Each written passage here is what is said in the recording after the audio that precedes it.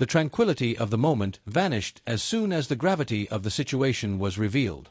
The news that a monster had emerged on the 60th floor, a being so powerful that it surpassed even the bosses of the deepest floors, brought an immediate weight to the air. Loki herself, normally irreverent, carried a mixture of shock, indignation, and pain on her face as she reported that the assault unit led by Finn had been practically destroyed during the confrontation. Only a few second-level adventurers managed to escape, bringing desperate news about the fall of the elite team. The emotional impact of that revelation hit everyone in the room, especially when it became known that Ace and the others were still trapped in the dungeon. Even the goddesses couldn't hide their distress, and the tension spread like heavy smoke.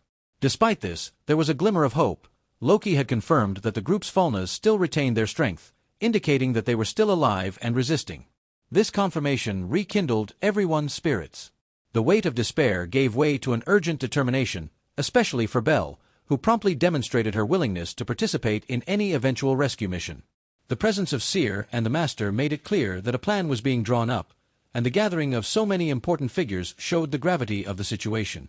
Even amidst the concern, a brief moment of relaxation arose when the goddesses exchanged irreverent comments, breaking some of the suffocating atmosphere that dominated the room.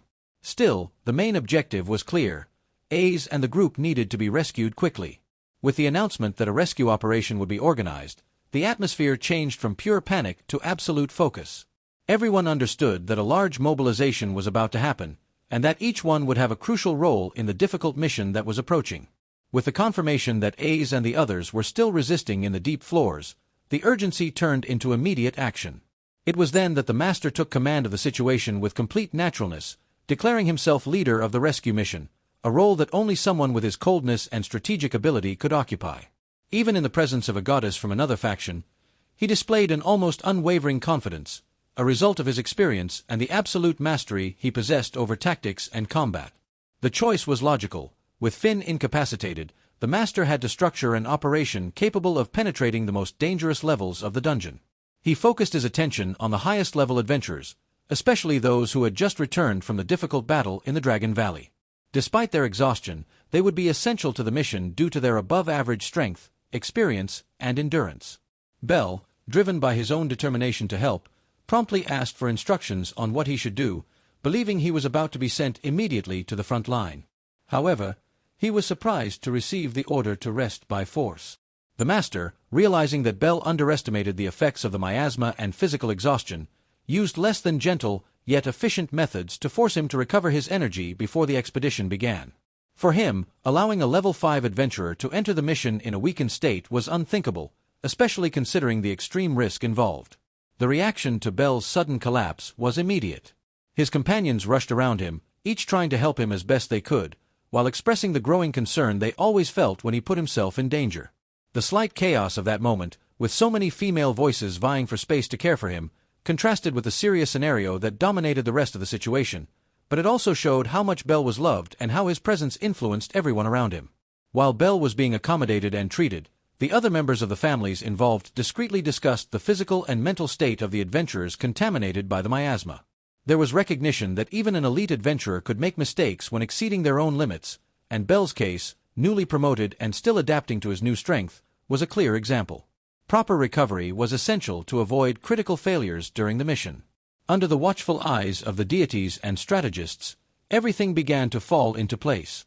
The rescue operation was officially underway, and every decision made there would determine the fate of Ace, the entire team lost in the deepest levels, and the adventurers who were about to risk everything to bring them back.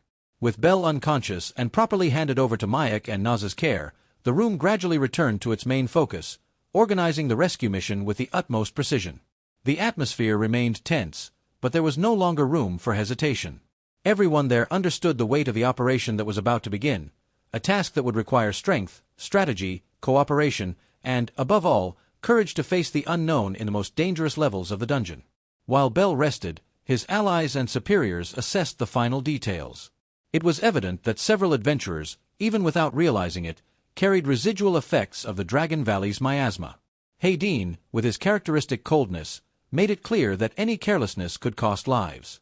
Therefore, his decision to force Bell to rest was not excessive, but rather a calculated measure to ensure that no one entered the dungeon with a compromised mind or body. The goddesses present, each in their own way, demonstrated the silent concern that only immortal beings can carry when they see their children facing dangers beyond human comprehension. Hestia watched Belle closely, both proud and anxious. Loki, in turn, hid her unease behind a gruff expression, but everyone knew she was suffocating with anguish at the thought of Ace and her family isolated in the depths. Meanwhile, Leon and the other veterans discussed the ideal composition of the attack force.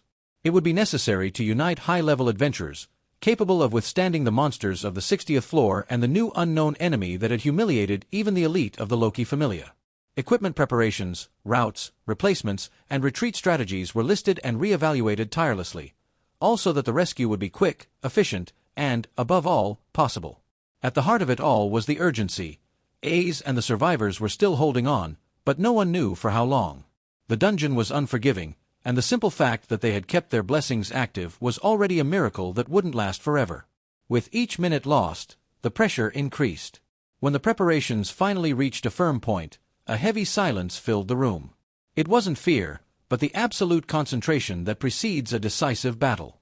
Everyone knew that, as they crossed the dungeon gates again, they would be entering territory where even floor bosses seemed small compared to the new enemy.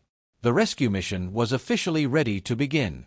And despite the countless risks, there was a shared feeling among everyone. They wouldn't leave anyone behind.